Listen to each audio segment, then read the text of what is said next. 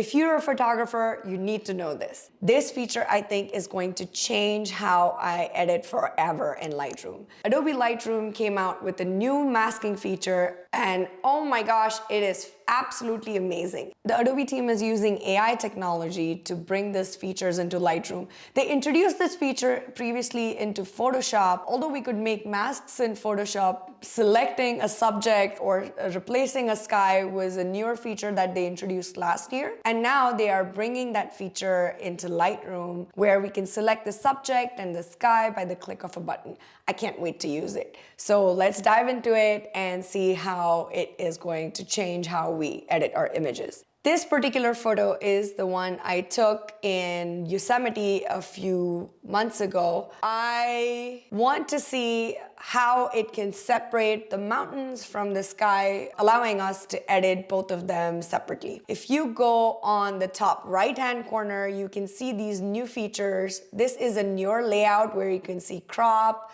This is the healing brush, this is red eye removal tool, and the last round circle that you can see, this round dotted circle that you can see is the new masking feature. If you click on it, you get these different options on the drop down showing select subject, select sky, older features of brush, linear gradient, radial gradient, color range, luminance range, and depth range. But the new features are the select subject and sky, and those are the ones I want to play around with. What I'm going to do is rather than select the subject, I'm going to select the sky. And let's see how quickly it selects it. Wow. Okay, that was really quick. It would have taken me forever to do it in Photoshop. And if you look at the overlay, let's zoom in a little bit. And that is really nice.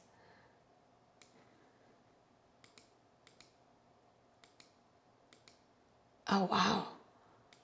It's done a really good job. For example, these mountains in the back, if I feel I want to exclude them from the sky, what I have to do is click on the mask, and there are two buttons saying add or subtract. So I want to subtract, click on subtract, and I'm going to use a brush and then just remove the parts that you don't want. And there we go. Wow. Let's see, what else is it included? Did it include these mountains in the back? Yeah, I don't want those either. Yeah, I'm just gonna delete this. Although I feel it did a really good job for the main mountain, I have to say for the mountains that are far away, it didn't do that good a job. So here, wherever it was lighter, there were more highlights on the mountains. It has selected that, which I didn't want. So I'm going to remove all of it. And there, that's my mask done. Now, if I can go to exposure, let's go back to fit so you can see all of it. And I want to drop the exposure. Look at this. Look at how drastically you can change it, and so quickly. Wow, so I'm gonna drop the exposure a little bit. I want to also decrease the highlights. Just a tiny bit. Oh my goodness, this looks amazing. The other thing I want to do is maybe bring in some warmth into the sky. And look at that. And the sky is already done. Now, if I want to create a new mask, I'm gonna create a new mask and say select sky. Now it selected the sky for me, but if I go and let me just name these. So this was actually the sky. Hit OK. This one is the mountains. And then hit OK. And here, if I click on the mountain and invert it, now all my mountains are selected that quickly and that easily. Ooh, This is just fantastic. I can't believe how easy this is to do and how quickly I could just select the entire mountain range. Wow. Okay, if I remove show overlay and look at this now. If I want to increase the exposure, oh my goodness, this is beautiful. Increase the shadows, maybe bring down some of the blacks. Highlights, I want to decrease the highlights. Oof, this is fantastic. That was so quickly done. And maybe saturation, just a tad bit. Oh, wow. So I want to show you how quickly we have edited the image from this to this. It's already done, just a few tweaks. I want to crop this. I think one thing I want to do is level the image a tiny bit, and also I want to crop it. So the focus will be on this gorgeous, gorgeous mountain, and just have that. Oh, look at that. That is so beautiful and so quickly done. And this is before, and this is after. The other thing I want to do is I want to create a mask. And here, if I want to see if it just selects the highlight of the mountain. So if I select subject, let me see what it selected. Show overlay. What did it select? Let's change the color to say green. And here, if you click on where it says show overlay, because my previous color was red, I couldn't tell what was selected. I could just click on the color itself and it opens up this color panel. And then I just selected green and it will show it as green. So if I want to add to it, add select subject, it is adding. Let's see what it adds. I don't know if it added a lot to it. So what I am going to do is, rather than that, just go to my brush. You see you see all the green? That's where the mask is being added. And that's it. And now what I want to do is take out show overlay. So click off the show overlay so we can see what effects we're changing. And here I want to increase some of the warmth so it looks like the evening sun. Increase some of the saturation on it.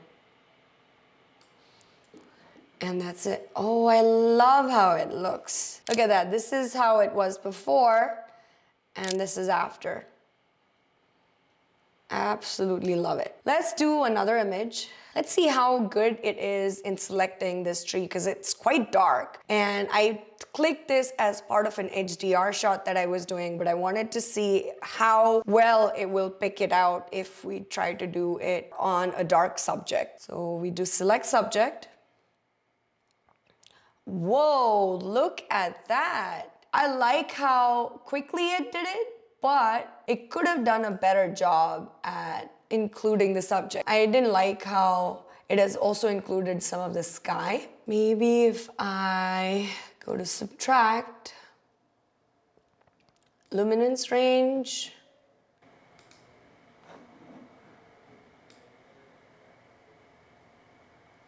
that's better.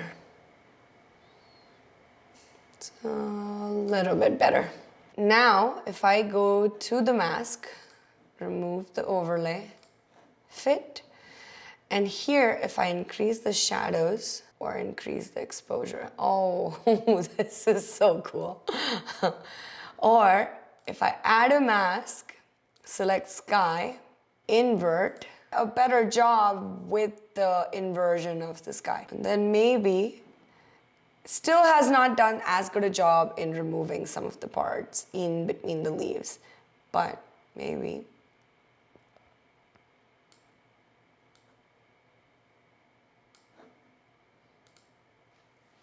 It did a much better job by selecting the sky first and then inverting it. If I selected the subject, it didn't know whether I wanted to select the tree or some of the parts behind it. But now, if I've selected just the sky, I like it a lot better. And I like that.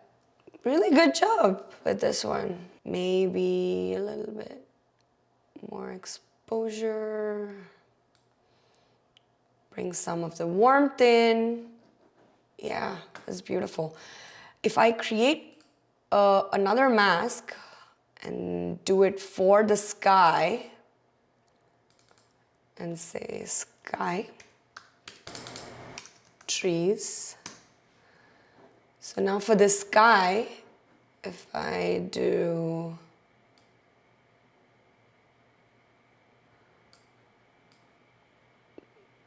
decrease highlights and maybe bring some warmth in. Oh. So I want to show you quickly how much we changed this image. I have not even made any other edits to the image yet. I have only used the mask tool. This is the before and this is the after. And I feel that's quite nuts. Like, I have not even touched any of the edits yet. There, if we do a little bit more and bring up the, maybe a little bit of texture and clarity, add some vibrance, reduce the saturation a little bit. And here, there, small S curve. Very tiny S curve. Go to calibration.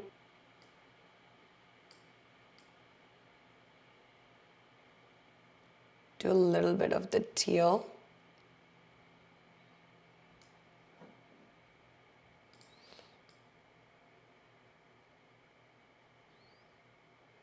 The teal and orange. And this was the before. And here's the after. That's quite mind-blowing as to how quickly we can do it. The next few images, I wanted to do a different variety of images to show you how it will look like for different kinds of things. So I took this photo in Santorini, Greece in 2017. It's such a gorgeous place. Oh my gosh, I love Santorini. It's so pretty. Because it has this variation of the blue ocean and the blue dome with the white, and also it's taken at the blue hour, so it has a lot of blues. I wanted to see how it would be able to mask a photo like this out. So let's try it. So if we go to mask and select subject, so it only selected the domes, the blue domes. But what if I also want to select the rest of the land and just keep the water out? So let's see if we can do that. Add subject. Let me see what it adds. I don't know what it added to that. Add luminance range. No, this one. Okay, so I could do, and then if I add another luminance range and this, no. And this, no. So luminance does not work if I have to add more. And I want to delete this. So for the first luminance range, it kind of gets some of it, but then if I have to add more, this I feel is taking more time. I think it depends on what it is trying to do. Yeah, it is also picking up the ocean even when I pick up the color range. So okay, maybe that is better. Yeah, I think that was a lot better. It just had to select different colors. And then maybe add, okay. I have to say, if it is more complicated, it definitely takes it a lot longer to do it. And I'm just going with a brush. So I want to delete part of it because it also selected the water. And what I'm just going to do is hit Option or Alt key, Option key on Mac or Alt key on PC, and then just delete it, all the parts that I don't want to be included. It's not perfect, and if I have to actually do it, I will take a lot more time to do it, but because I wanted to at least show you what is possible, we're gonna go with this. And I want to make it a little brighter, so increase the exposure a tiny bit, increase the highlights, and increase some of the shadows. Oh, lovely. It's instantly popping. I can see it, that it's being separated from the rest of the water. Let's look at the before and after. This would take me a long time to do if I had to do it in Photoshop, because I would have to use the pen tool. And now I don't have to move the files back and forth from Lightroom to Photoshop. It is going to significantly reduce my editing time, which I absolutely love. And then now if I want to just increase the exposure for the overall image, I can do that. This is the before. And this is the after. There's a lot of stuff going on in this image, so it would be a good example to work with. If I have to do anything for this particular image, I would definitely have to take it into Photoshop if I wanted to edit the colors of the scooter. If I go to select subject, let's see what it thinks is the actual subject. Here, I feel it's a little I don't know why I was saying it, because it actually selected the subject well. But here, if you can see it, I don't know if you see this. Look, it didn't do as good a job selecting the whole subject, because it has included some of the wall and even the tires, and it has included some of the shadows. So I will have to work a little bit more on this and maybe subtract. Let's see what it subtracts. It's keeping just the shadows. What if I take this and invert it? Ooh, much better. Okay, what I did was I asked it to subtract the subject, but then it just removed the entire scooter and it only kept the shadows. I inverted that mask, and now in totality, I actually got the whole Kind of. I got the whole scooter, but it's okay if I have to do like a quick version of it in Lightroom. And now here, if I want to increase the exposure, I mean, look at that. And increase. I thought the color was too bright in this, so if I wanted to reduce some of the saturation of the color, ooh, perfect. That's the baby pink I wanted. Look at that gorgeous color. Even the fuchsia was good, but I'm all about pastels. And if I want to bring in some of the texture and clarity, oh, that's lovely. What I want to do is duplicate this mask and call it background. So I don't have to sit there making multiple masks. Invert and invert. Ooh, very nice. I just inverted the masks. So now this is the background. And if I want to lighten or darken the background, I can actually do that. Look at that.